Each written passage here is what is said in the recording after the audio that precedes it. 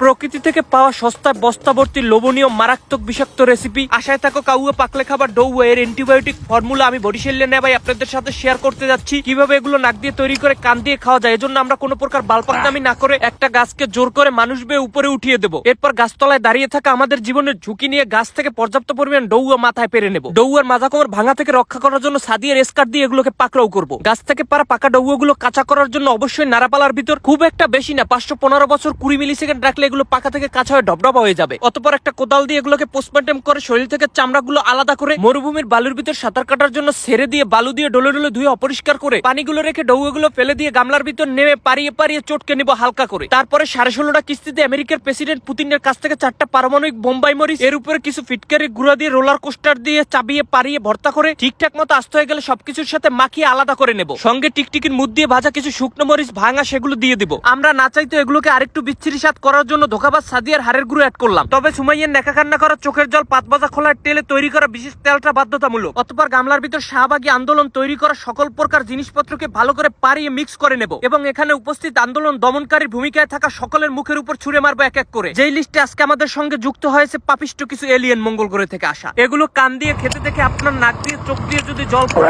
তাহলে মনে করবেন ওস্তাদ পিছন মারার সারা। চোলার স্বাদ কলেরায় দেখানোর মতো খাইয়ে একসের পানি খাওয়া লাগবে। মজা হয়েছে আরো বানাই খাওয়া সেরকম স্বাদ।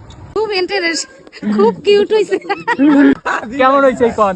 খুব সুন্দর হয়েছে একটু জাল হয়েছে বেশি